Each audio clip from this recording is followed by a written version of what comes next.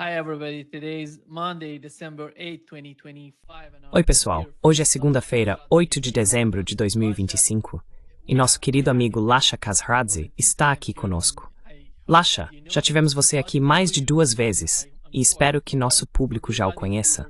Tenho certeza de que sim. Mas, para aqueles que estão nos acompanhando pela primeira vez e não conhecem o Lasha, ele é um analista de relações internacionais especializado no espaço pós-soviético, com foco no sul do Cáucaso e na região do Mar Negro. Se quiserem ver a biografia dele, podem conferir a descrição deste vídeo para conhecer melhor o seu trabalho. E Lasha, vamos começar.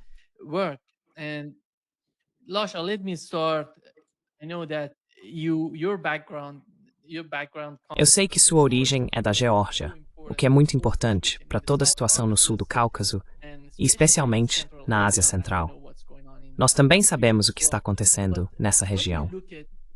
Mas quando você observa a situação atual na Ucrânia e a forma como os Estados Unidos, bem, você sabe, a estratégia de segurança nacional sob o governo Trump, parecem ter decidido deixar o peso da guerra na Ucrânia sobre os ombros dos europeus. Como você vê isso? Qual é a dinâmica que está ocorrendo dentro do Ocidente, digamos assim, considerando as políticas que os Estados Unidos têm em relação à Ucrânia e as reações que estão recebendo dos europeus?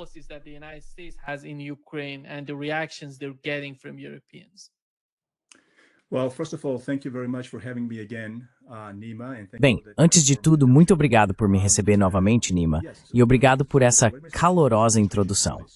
Sim, as administrações dos Estados Unidos fazem isso. Elas publicam, como parte da cultura política do país, documentos de estratégia de segurança nacional.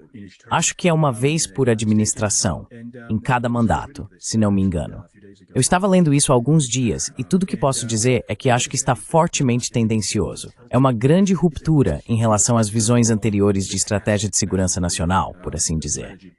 É caracterizado por uma abordagem muito mais pragmática, transacional, uma espécie de realpolitik, para colocar de forma bem suave. Não consigo me lembrar das citações exatas aqui.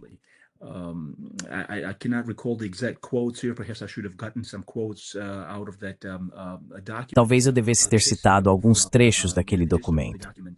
Mas a essência é basicamente que a Europa precisa cuidar de si mesma. E os Estados Unidos não estão mais interessados, estrategicamente falando, em tomar conta da Europa. Já disse isso muitas vezes antes. E claro, grandes estudiosos e colegas também disseram que a era em que os Estados Unidos ou a Europa alimentavam o medo de que a grande União Soviética, com sua ideologia comunista, fosse dominar a Europa Ocidental e Oriental, basicamente monopolizar o velho continente e causar todo tipo de desafio estratégico aos Estados Unidos. Essa era acabou.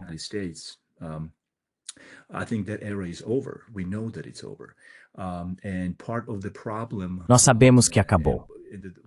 E parte do problema, e parte da razão pela qual estamos vendo o que vemos hoje, em relação à Ucrânia, à Rússia e a outros lugares, é esse processo de descobrir o que fazer na era pós-Guerra Fria, o que fazer com a Europa. E eu acho que, se você for inteligente, se observar essas coisas com atenção, perceberá que a Rússia não representa nenhuma ameaça à segurança nacional dos Estados Unidos ou do Ocidente coletivo. A menos, é claro, Stevestry de Spessteria, como no Essinian, Kurtutsendanch, contra a Rússia, baseada nesse ódio a Rússia.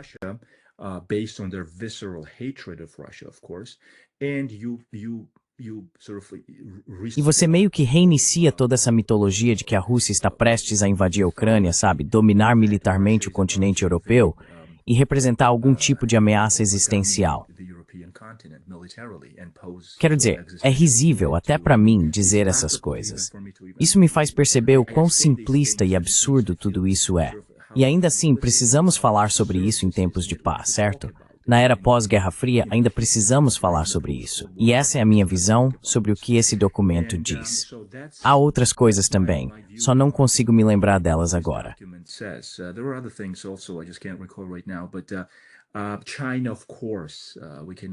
Mas a China, é claro, não podemos esquecer.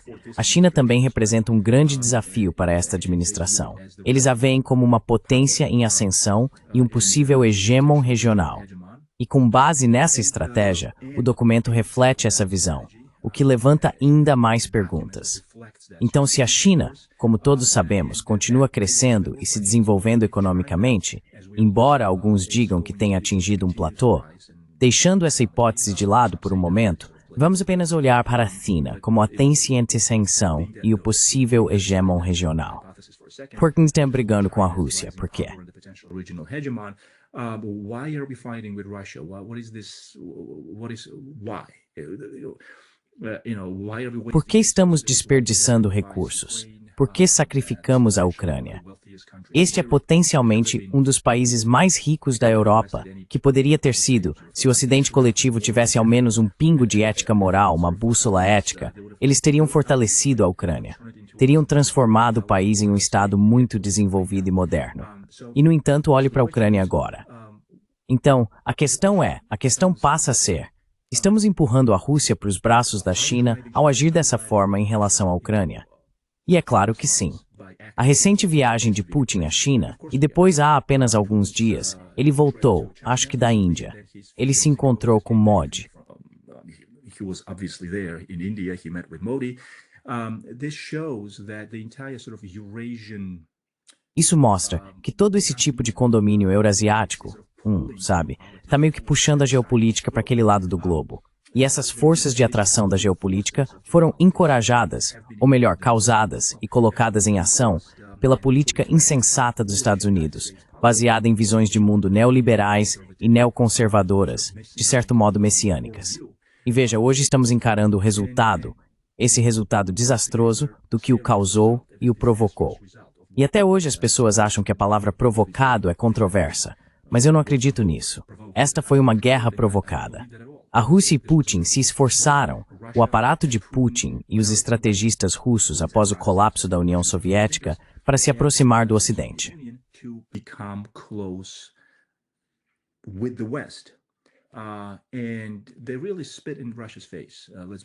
E eles realmente cuspiram na cara da Rússia. Sejamos honestos aqui.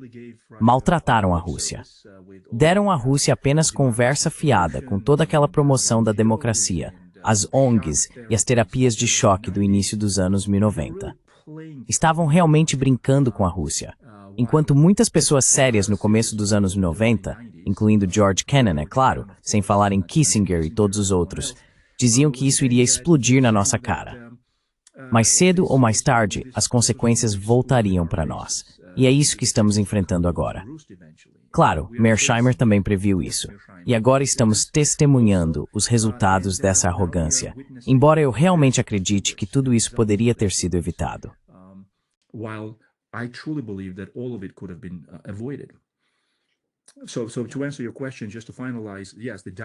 Então, para responder à sua pergunta, apenas para finalizar, sim, o documento é claramente voltado a tentar evitar tudo o que acabei de dizer.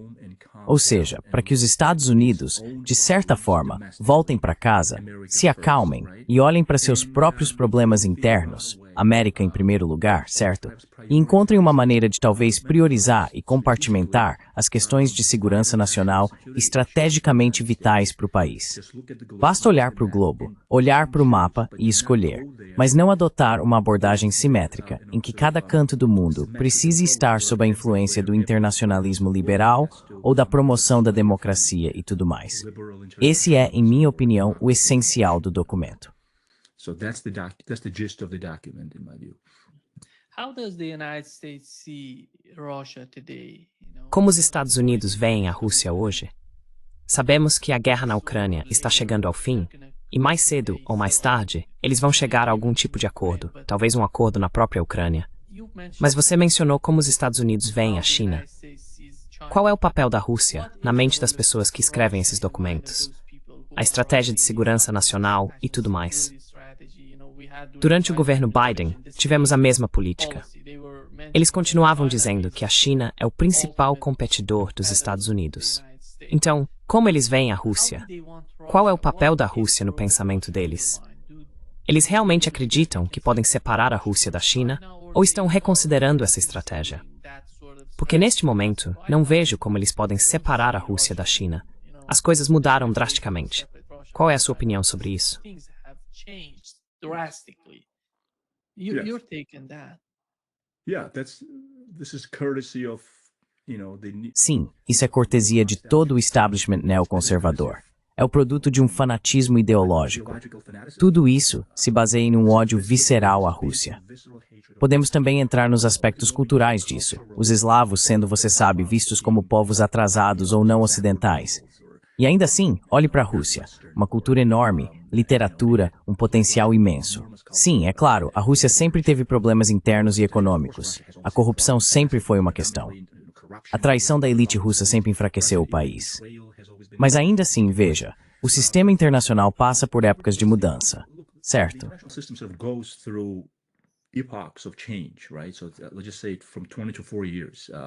Então, digamos, de 20 a 40 anos. Você sabe, Primeira Guerra Mundial, Segunda Guerra Mundial e depois a Guerra Fria.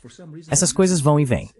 Mas por algum motivo, os Estados Unidos e seus ideólogos, e eventualmente a Europa Ocidental, a Europa coletiva, simplesmente não conseguem entender como priorizar sua visão estratégica, ou reconhecer quando um determinado Estado é uma ameaça e quando não é. E todos nós sabemos que isso nos leva de volta a todo o conceito do excepcionalismo americano, o que é compreensível. Toda grande nação, todo grande Estado, toda superpotência teve esse tipo de criação de mito, certo? Algo com que se alimentam. Isso é compreensível.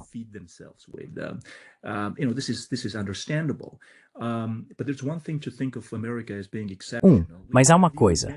Pensar nos Estados Unidos como sendo excepcionais, o que, na minha opinião, em muitos aspectos eles são. É um país jovem que realizou coisas colossais. Sejamos honestos, houve conquistas enormes, mas também cometeu erros tolos, em prejuízo de todos os outros, na verdade, e antes de tudo, de si mesmo. Existe esse ditado de que os Estados Unidos podem continuar cometendo erros, mas por causa de sua localização geopolítica no hemisfério ocidental, cercados por 2 oceanos, sendo o país mais rico, mais próspero e mais poderoso do mundo, não deveriam se preocupar em continuar cometendo esses erros. E ainda assim, não deveriam se preocupar. E adivinha?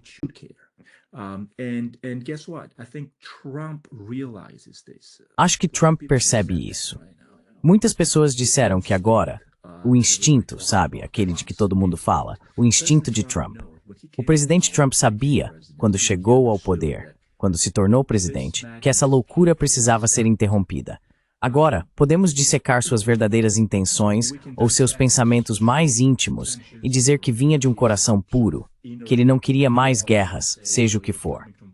De qualquer forma que se olhe, o fato é que o homem é um pragmático. Ele entende que os últimos 30 anos da política externa dos Estados Unidos não trouxeram nada além de desastres para a América. E foi por isso que ele se tornou presidente. Ele entendeu isso perfeitamente bem. That's why he became president. He understood that perfectly well. And he called on neoliberal and E ele desmascarou o blefe do establishment neoconservador e neoliberal. É um fato. Agora o que estamos vendo é que, em grande parte, ele está sendo novamente influenciado pelo sistema, porque o sistema nunca desapareceu. Presidentes vão e vêm, mas o sistema permanece. O Estado profundo, sabe, a intenção que carrega essa visão profunda de como eles enxergam o papel dos Estados Unidos no mundo. Essa intenção ainda está lá. Então acho que Trump deve receber crédito, considerando as dificuldades que enfrenta. Mas ao mesmo tempo acho que ele poderia ser, bem, por exemplo, em relação à Rússia, ele realmente quer, acabar com essa guerra tola, esse absurdo. Isso é insanidade.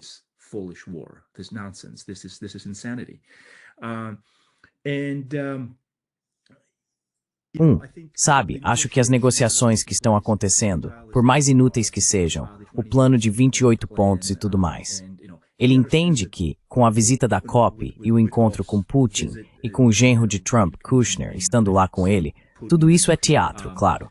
Nós entendemos isso. Qualquer pessoa que analise essas coisas de forma mais profunda entende que é apenas teatro. Mas é um teatro necessário e também significativo em muitos aspectos, porque aqui está a administração americana tentando resolver a situação. Não acho que eles vão conseguir resolver da forma como estão fazendo, porque Putin tem suas exigências fundamentais.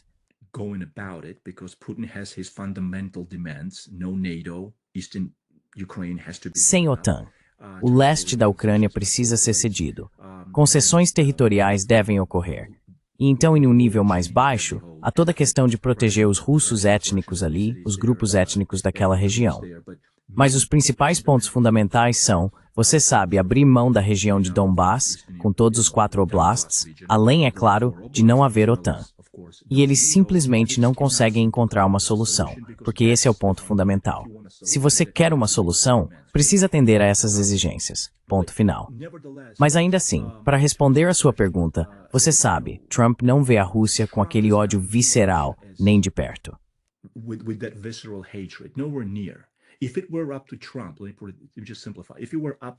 Se dependesse do Trump, vou simplificar, se dependesse do Trump, isso não teria acontecido. De alguma forma, isso teria sido evitado. Se o Trump, anos atrás, talvez tivesse derrotado os Obamas e os Bidens do mundo e os Bushes do mundo, então talvez isso não tivesse acontecido. Eu acredito que não teria acontecido. Sabe? Porque toda aquela onda de neoconservadorismo sobre a família Bush e a presidência Bush também passou primeiro e principalmente pela Geórgia, certo? A Geórgia foi o primeiro país a experimentar a fúria dessa loucura neocon. Se o Trump estivesse lá naquela época, há uma boa chance de que tudo isso pudesse ter sido evitado.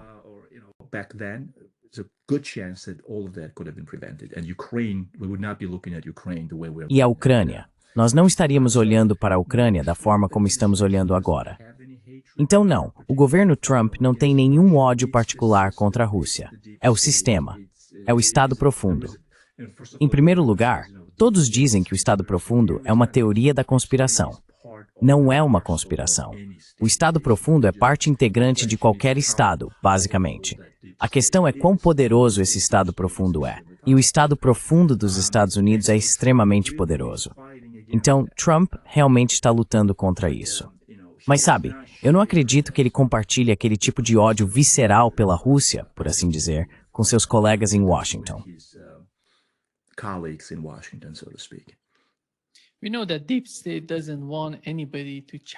Sabemos que o Deep State não quer que ninguém o desafie, porque há algum tipo de ideologia por trás do modo como ele age. Mas afinal, vemos que nos Estados Unidos, um novo presidente pode de alguma forma alterar essas estratégias, dar a elas um novo rumo, o que não acontece na Europa. Não vemos isso acontecer na Europa.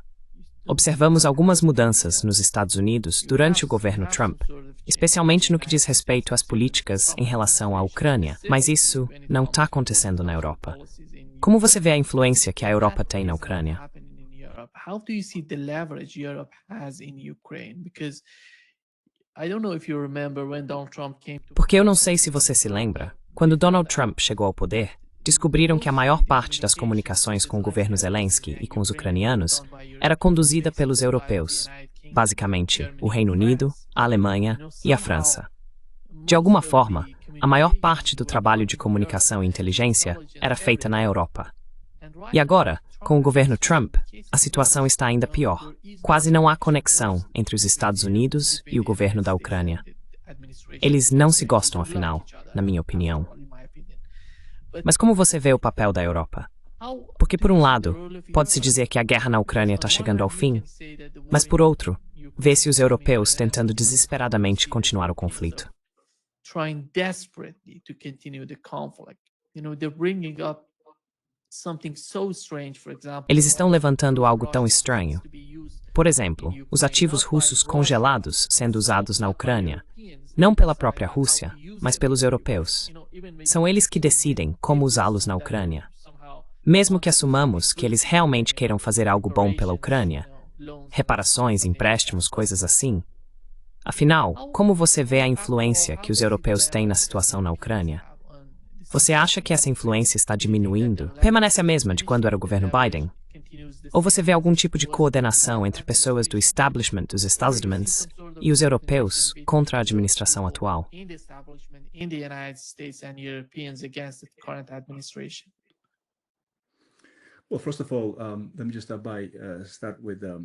Bem, antes de tudo, deixe-me começar respondendo a pergunta dizendo que o instinto colonialista de roubo na Europa ainda é forte. Eles estão tomando um dos maiores ativos estatais e se orgulhando disso. Basicamente, estão roubando da Rússia em plena luz do dia. Dito isso, acho que é óbvio que o colosso Caia do mundo, e não consigo lembrar o nome da outra senhora agora, a chefe da UE, acredito que Ursula von der Leyen, todos esses gênios com seus... Basta olhar para eles. Não acho que Trump o suporte. Vamos ser menos politicamente corretos aqui.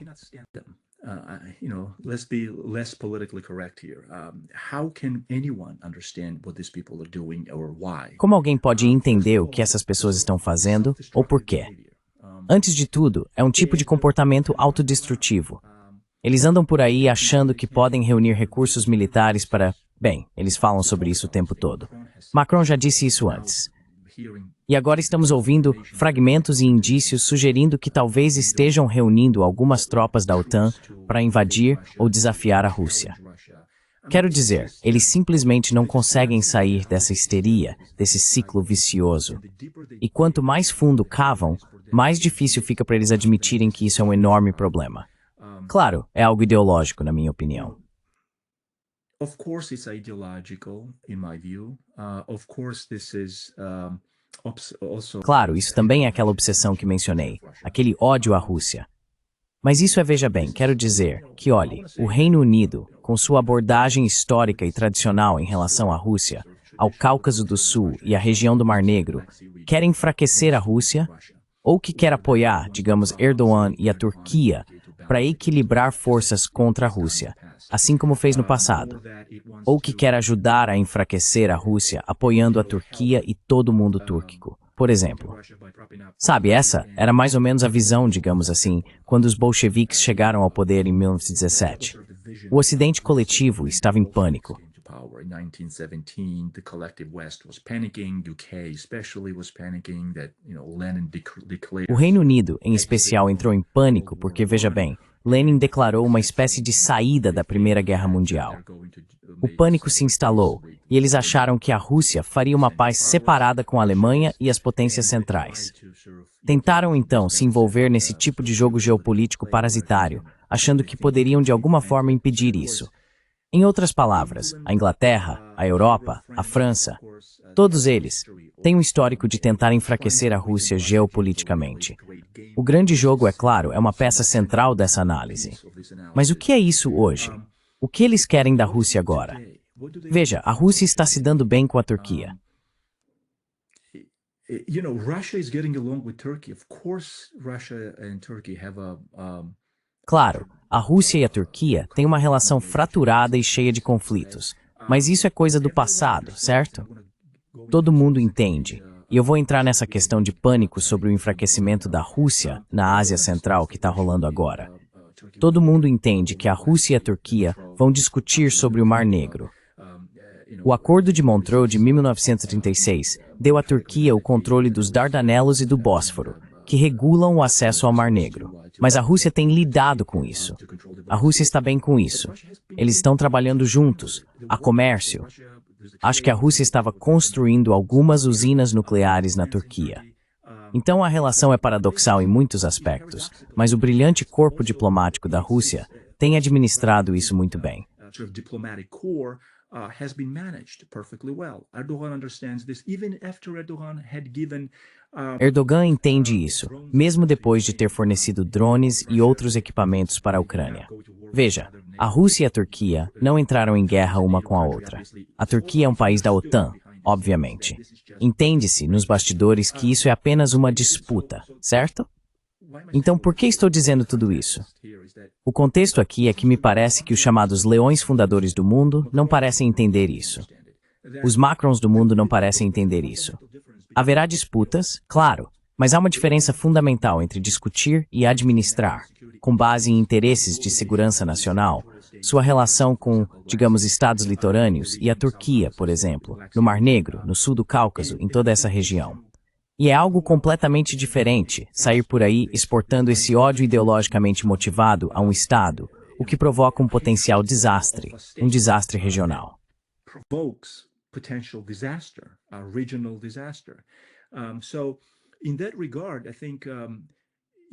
Nesse sentido, eu acho, assim como esse documento de segurança nacional afirma, que foi reconhecido que é isso que a Europa se tornou. Socioculturalmente, ela entrou em declínio, na minha opinião. A política de identidade, o internacionalismo neoliberal globalista, realmente consumiram a Europa. Eles não eram assim há 20, 30, 40 anos. Eles entendiam certas coisas, fosse tradição, pragmatismo ou uma forma séria de encarar a política externa e a diplomacia. Mas agora estão agindo como crianças. Então, sabe, o velho continente acabou, na minha visão. E sem os Estados Unidos, eles ficam paralisados. Não conseguem fazer nada. E os Estados Unidos vão fazer exatamente isso, vão se desvincular do Ocidente. Sempre protegerão o Ocidente.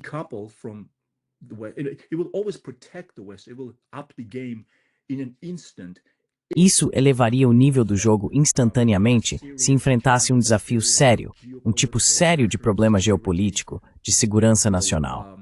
Um desafio poderia surgir novamente, o que é altamente improvável, é uma fantasia, sabe? Mas em termos de comprometimento dos recursos dos Estados Unidos para proteger a Europa, acho que essa era acabou. E agora a Europa precisa resolver isso. Descobrir como manter a União, quanto mais fazer com que os Estados Unidos continuem protegendo o que quer que considerem sua segurança nacional, qualquer perigo que achem que enfrentam da Rússia, que é inexistente. Putin é um cara brilhante, ele entende isso. Tudo que ele quer é preservar a Ucrânia, porque a Ucrânia representa a ameaça existencial para a Rússia. E a propósito, quando tudo isso começou, a demonização da Rússia e tudo mais, vamos pensar sobre isso. A Rússia começou isso, invadiu a Ucrânia a partir de uma posição estratégica mais fraca.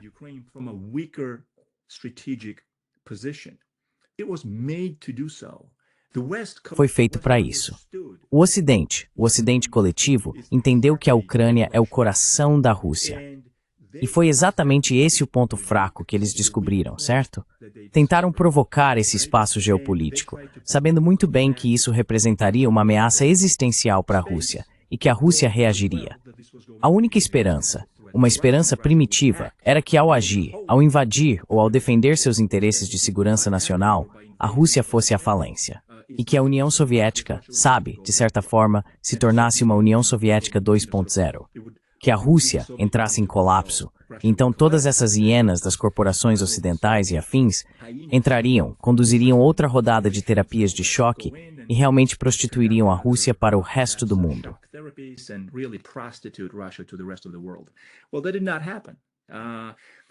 Bem, isso não aconteceu. Mesmo que Putin tenha se esforçado por décadas, conversando, fazendo um esforço, reconhecendo que a Rússia havia acabado, que a União Soviética havia acabado, reconhecendo a perda, ainda assim, não, eles não aceitaram. Ele estendeu a mão e eles a afastaram. E agora temos o resultado aqui.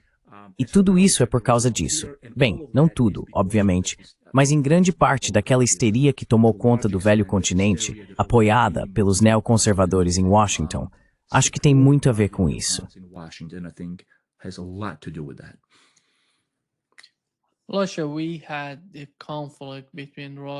Tivemos o conflito entre a Rússia e a Geórgia em 2008.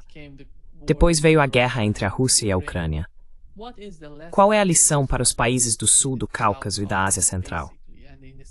Estou falando da Armênia, do Azerbaijão, e a Ásia Central é tão importante, especialmente considerando o que aconteceu na Síria também.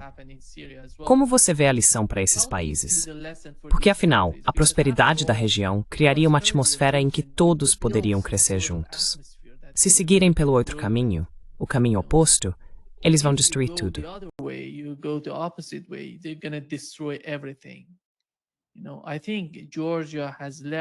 Acho que a Geórgia aprendeu essa lição e sabe o que quer fazer com seu futuro. Como você vê a situação na Geórgia agora? E como você vê as lições para países como a Armênia e o Azerbaijão? As populações deles não são muito grandes, sabe? Não tão grandes assim. E da forma como estão agindo, você acha que estão levando em conta a ameaça de confrontar a Rússia? Por outro lado, o Irã pode se aliar à Rússia, e sabemos o quanto essa região é importante para ambos os países, até mesmo para a China. A China está muito interessada nessa região.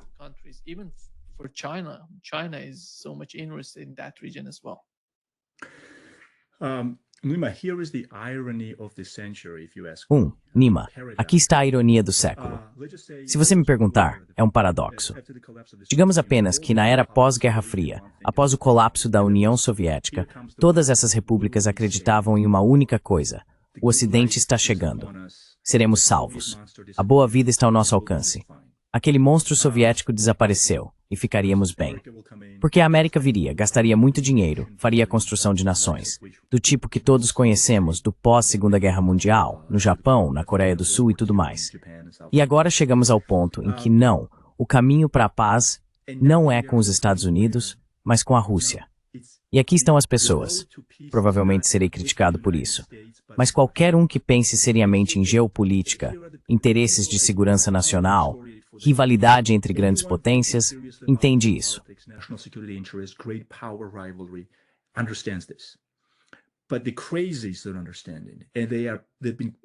Mas os malucos que entendem isso, e eles têm sido poderosos o bastante, as seitas movidas por ideologia de fato, são poderosos o suficiente para causar grandes perturbações, certo?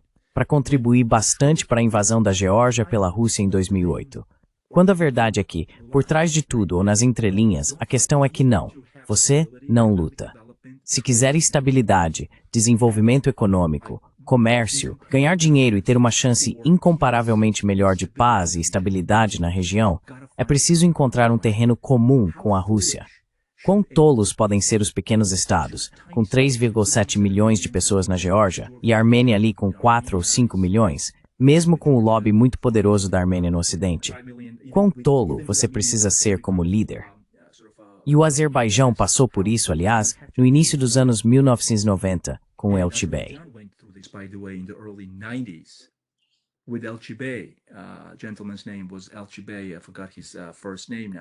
O nome do cavalheiro era Elchibey, esqueci o primeiro nome dele agora, que era extremamente pró-Ocidente antes de os Aliyev chegarem ao poder.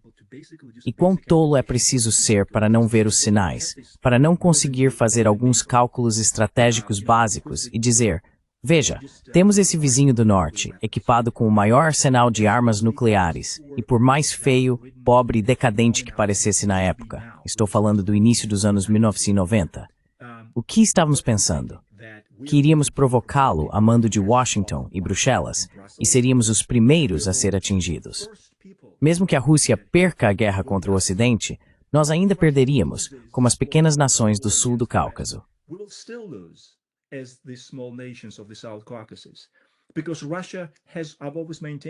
Porque a Rússia, e eu sempre sustentei isso, a Rússia, mesmo quando estava em ruínas no início dos anos 1990, conseguiu, no início, meio e fim da década de 1990, travar uma guerra brutal. Chechênia 1.0, Chechênia 2.0. Acho que a última foi em 1998, respectivamente. Ela subjugou a Chechênia e o norte do Cáucaso e os incorporou ao seu domínio. E conseguiu fazer isso enquanto todo o Ocidente ficava parado, apenas observando. E lá estava aquela Rússia pobre e desleixada, certo? Uma espécie de fantasma pós-soviético. E então a Geórgia, o governo Bush, o governo Clinton, começou lentamente a olhar para a Geórgia, a lançar luz sobre ela, a dizer, olhem para esse povo. Eles nos amam. Eles amam o Ocidente. Sempre tentaram fazer parte do Ocidente. Claro que nunca os aceitaremos. Mas adivinhem, vamos dizer a eles que estão prestes a ser aceitos.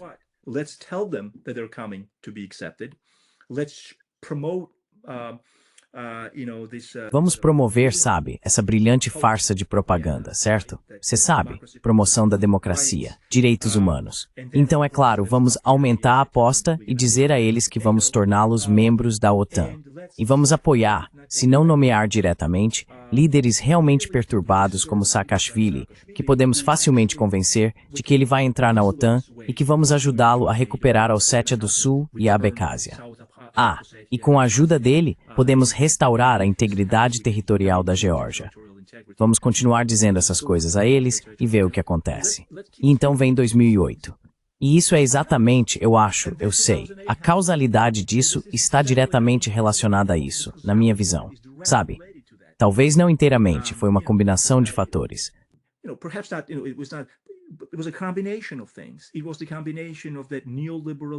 Foi aquela combinação de promoção neoliberal e neoconservadora do internacionalismo liberal, a ideia de que a história havia acabado.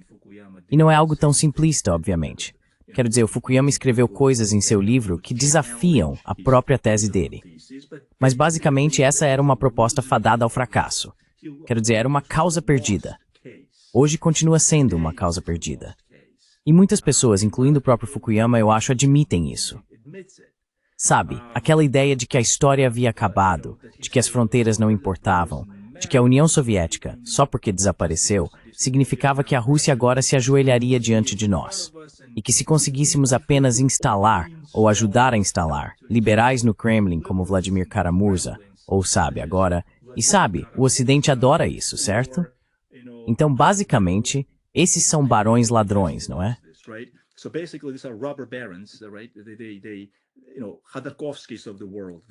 Sabe, os Khodorkovskis do mundo, os oligarcas, e os Berezovskis do mundo realmente saquearam a economia russa pós-soviética.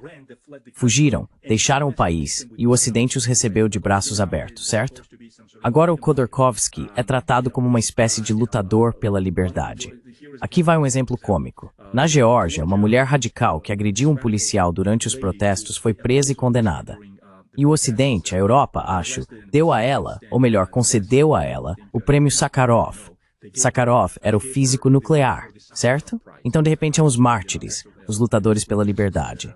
Você sabe que tudo isso é uma farsa. Você sabe que é isso que o Ocidente sempre fez.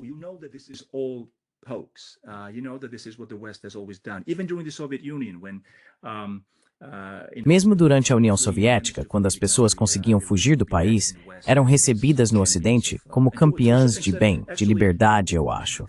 E até certo ponto, na verdade eu respeito aquela geração inicial. Eles realmente lutaram por liberdades e direitos humanos sob o sistema soviético de terror estatal. Mas hoje, tudo isso está sendo ridicularizado. Todo aquele movimento. Eles nem sequer respeitam esse aspecto da própria exportação ocidental. É o quão fanáticos se tornaram. É o quão baixo caíram. Eles não distinguem entre verdadeiros defensores dos direitos humanos, pessoas que realmente se sacrificaram por sua causa, e algum oligarca, por exemplo. Algum sujeito que simplesmente se apropriou de bens do Estado e depois fugiu, deixou o país ou foi condenado sob o Putin.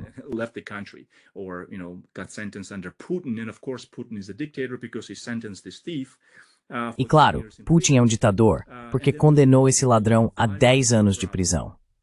E então, todos nós conhecemos todo o escândalo do Navalny, quando todo mundo culpava Putin por matar Navalny. Uma das ironias das liberdades liberais ocidentais que ainda desfrutamos aqui é que eles próprios depois escrevem sobre isso. O Wall Street Journal, por exemplo, diz: sim, nós estávamos espalhando essa bobagem de que Putin estava matando essas pessoas. Navalny, por exemplo. Mas depois, não, sabe, assim como com o gasoduto Nord Stream. Assim como aquele momento humilhante no palco quando Scholz, acho que era, o chanceler alemão, estava lado a lado com Biden.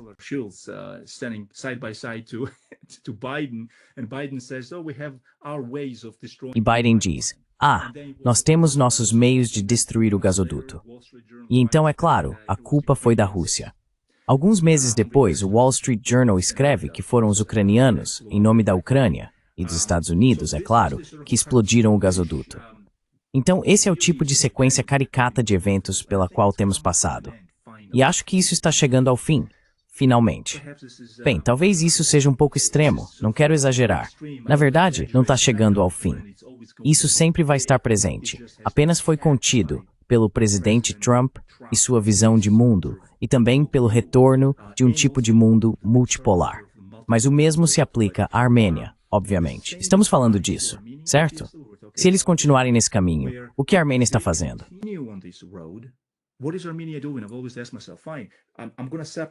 Eu sempre me perguntei, tudo bem, vou separar a região do interesse de segurança nacional e do interesse geoeconômico. Se você quiser realizar projetos geoeconômicos e se envolver por lá, e acha que o Ocidente pode te ajudar nisso, até o Putin vai concordar. Putin concordou no início dos anos 1990, quando o governo Clinton conseguiu, de certa forma, puxar o tapete debaixo dos pés da Rússia e colocar a Geórgia no mapa em termos de projetos geoeconômicos e de conectividade. E a Rússia não pôde fazer nada a respeito. Mas adivinha, no fim das contas, isso não importou muito, porque a Rússia sempre acabava trazendo a Geórgia de volta para sua esfera de influência quando o assunto era ameaças à segurança. Especialmente quando se tratava da expansão da OTAN na região.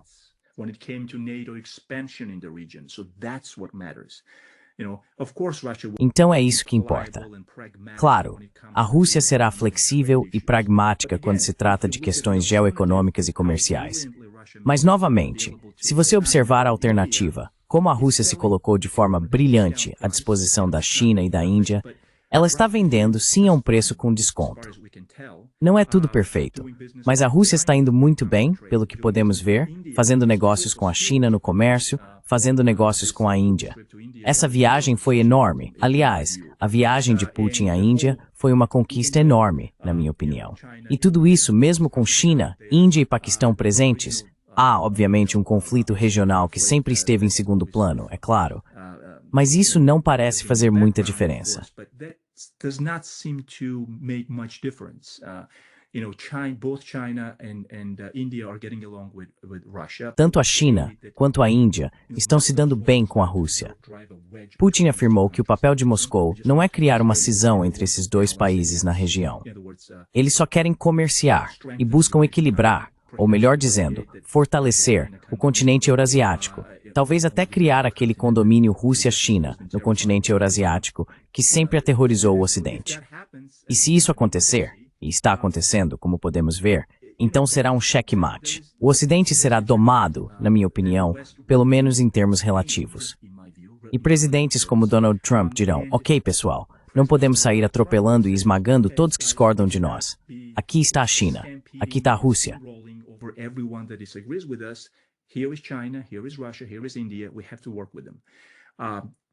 Aqui está a Índia. Temos que trabalhar com eles. Claro, é uma tolice o Trump concordar em, você sabe, impor tarifas, acho que foi mais de 50%, sobre a Índia, empurrando o país mais rápido e mais profundamente para os braços da Rússia. Mas isso também pode ser corrigido, eu acho, eventualmente. Uma vez que essa estabilidade se estabeleça, esse controle, e você sabe, a espécie de contenção equilibrada sobre a loucura de Washington e Bruxelas, realmente se firmem, acho que as coisas voltarão ao normal. A estabilidade virá, e acredito que o problema da Ucrânia será resolvido militarmente.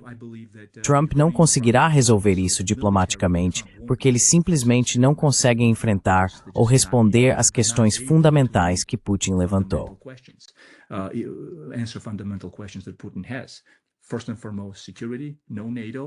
Antes de tudo, segurança. Nada de OTAN. E eles não vão abrir mão do leste da Ucrânia, certo? Quero dizer, como vamos simplesmente aceitar isso? Isso faria Putin parecer tolo. Seria suicídio político. É algo existencial. Eles não vão desistir de Donbass. E agora a conversa sobre Putin talvez tomar Odessa se não conseguirem chegar a uma solução diplomática, o que cada vez mais parece que não vão conseguir. Então, o velho continente acabou, na minha opinião. Agora a questão é, eles conseguirão sequer sustentar a União Europeia?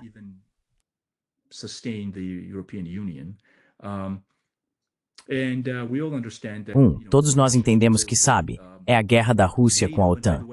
E, aliás, se você se lembra, há apenas alguns dias a Rússia disse, nós não começamos isso, mas se a Europa quiser ir à guerra conosco, estamos prontos hoje. Lembra dessa citação? Foi logo depois, acho, que ele se encontrou com Modi, ele deu uma coletiva de imprensa lá na Índia, e foi isso que ele disse. Então a ideia de que de alguma forma a Rússia vai capitular, ou sabe, eles vão morrer no campo de batalha, ou que a paz, uma espécie de estabilidade e paz, vai prevalecer, e eles voltarão a uma certa normalidade, em que a segurança nacional e os interesses estratégicos vitais dos grandes estados, grandes potências, serão reconhecidos como tal, e a vida internacional seguirá em frente.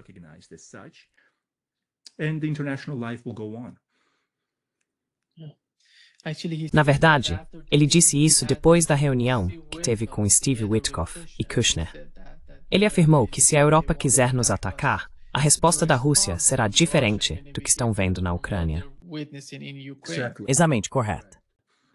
Rússia, o que está dizendo? Ela disse algo como, na Ucrânia, temos tentado fazer algo mais cirúrgico. Na verdade, isso é outro tipo de histeria, em que o Ocidente diz, ah não, a Rússia. Mas acredito que a Rússia se esforçou para garantir que não se envolvesse em destruição total, tentando minimizar as baixas e tudo mais. Acho que esse aspecto existe, a Rússia tem consciência disso. Mas com a União Europeia e a OTAN, as coisas vão ficar feias. Será um tipo diferente de guerra.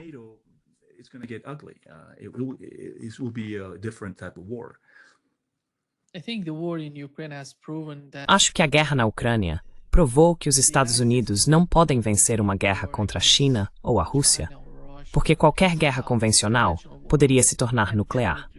Se eles entrarem em guerra contra a China ou a Rússia, ela se tornaria nuclear. Não há outra opção. É por isso que não acho que o establishment, nem mesmo nos Estados Unidos, iria tão longe. Mas é aí que entra a importância da região, o sul do Cáucaso.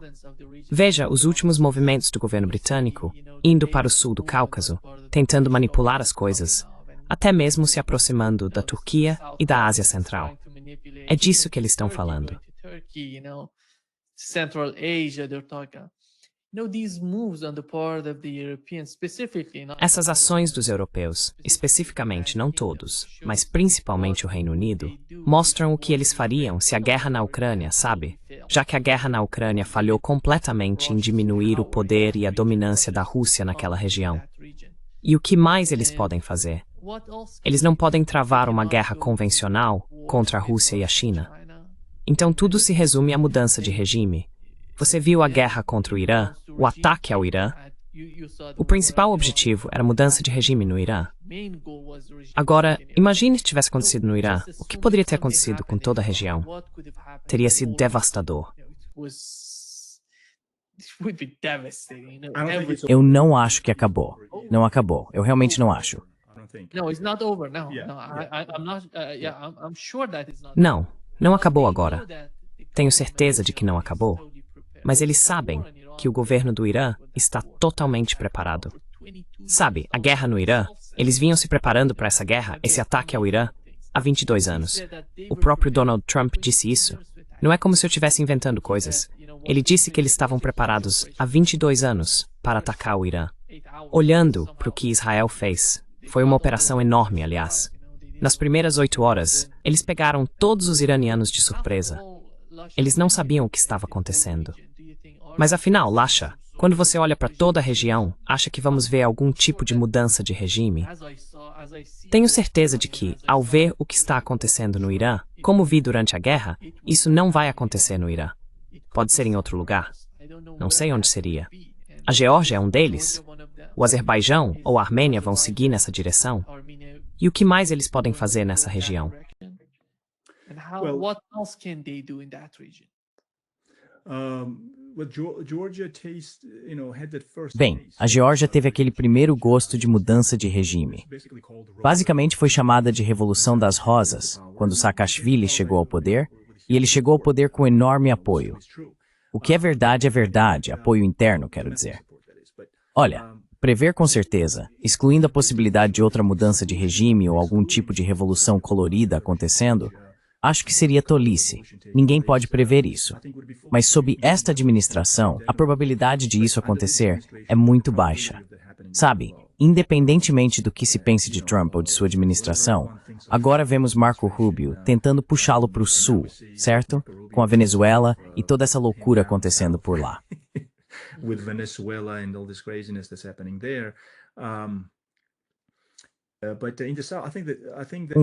Acho que o aventureirismo americano no sul do Cáucaso, por enquanto, acabou. Já foi feito o argumento de que se, digamos, o vice-presidente de Trump perder ou não, se ele concorrer, ele precisa concorrer para que a paz e a estabilidade sejam mantidas na região.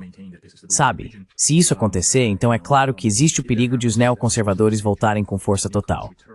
Mas o Irã é o principal problema aqui, eu acho. Na Síria, você viu o que aconteceu. Eles substituíram Assad. A Rússia foi criticada, se você se lembra, mas nada realmente mudou. A Rússia vai acabar com a Ucrânia e já está apertando as mãos da atual administração síria.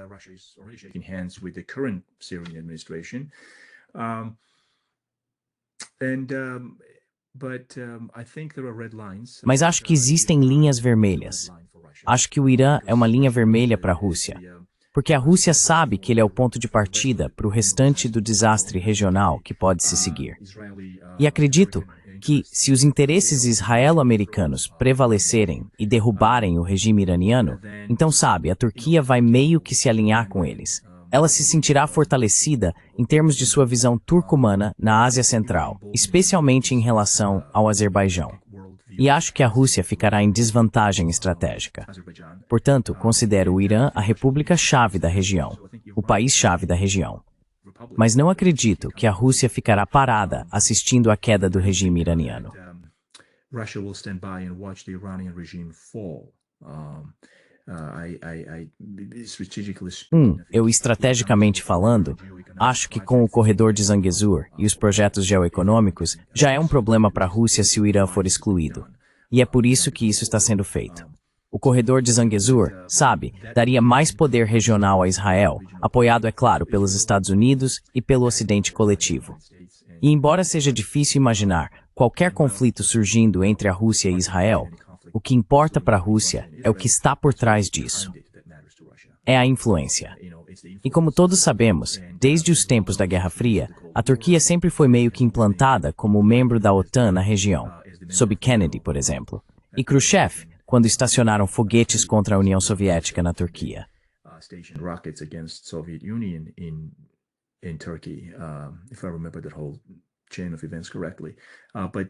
Se eu me lembro corretamente de toda essa sequência de eventos, a Turquia representa uma força importante na OTAN.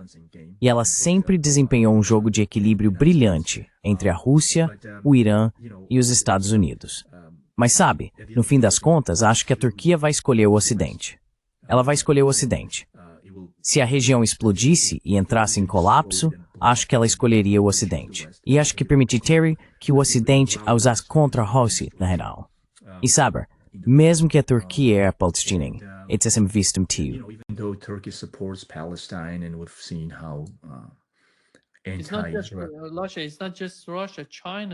Não é só a Rússia. A China, eu acho, também é profundamente afetada, porque a segurança energética da China depende, de certa forma, do que está acontecendo na Ásia Ocidental, especialmente com o Irã. Sem o Irã, não vejo nenhum país resistindo às imposições vindas de Washington. Os Estados Árabes, eles não vão resistir a nenhuma política ou ordem vinda de Washington.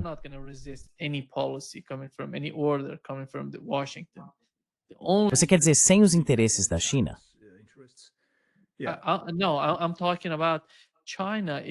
Não, estou falando da China. O Irã dá à China algum tipo de equilíbrio naquela região, uma forma de jogar com outros atores. Se o Irã entrar para o campo dos Estados Unidos, acabou. Sim.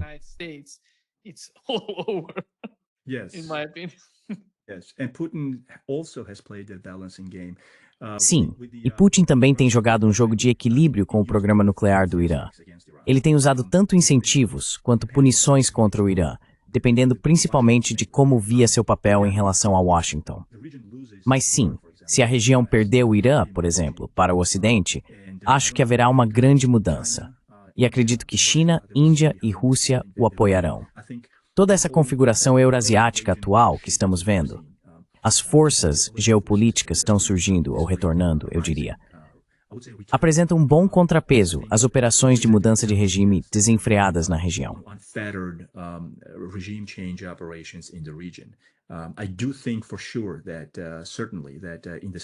Eu realmente acho que, certamente no sul do Cáucaso, essa era acabou, pelo menos por enquanto. Mas você sabe, com o Irã sempre foi o alvo. Ainda assim, acredito que os equilíbrios geopolíticos de Rússia, Índia e China não permitirão isso. Mesmo que o Paquistão esteja no campo ocidental e haja obviamente um conflito regional ali com a Índia, simplesmente não acho que outra grande operação de mudança de regime será permitida, por assim dizer.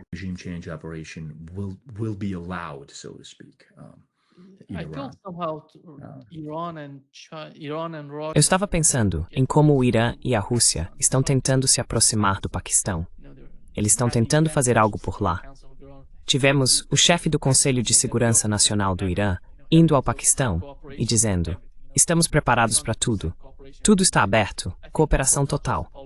Acho que isso não é apenas a política do Irã, é a política da Eurásia. Eles estão pensando em como podem tornar a região segura para todos os países e eliminar essas tensões desnecessárias que existem por lá. Gui, Correct. Com o Paquistão tradicionalmente estando no campo de apoio aos Estados Unidos, acho que Trump quer encontrar uma maneira de retornar ao Maghreb. O Afeganistão desempenha um papel nisso, e o Paquistão pode ser usado por algumas razões estratégicas que Washington ainda tem no Afeganistão para implementar seus objetivos. Mas você sabe, a Índia está lá. E você sabe, a coalizão Rússia-Índia-China está crescendo. Acho que isso vai complicar as coisas para o Ocidente, se ele tentar reativar aquelas guerras e conflitos regionais parasitários. O Irã é o ponto central de toda essa equação, na minha opinião. Mas o Irã não vai ceder tão facilmente. Ele tem a Rússia e tem essa cultura estratégica eurasiática que acredito não permitirá que ocorra outra mudança de regime logo no Irã.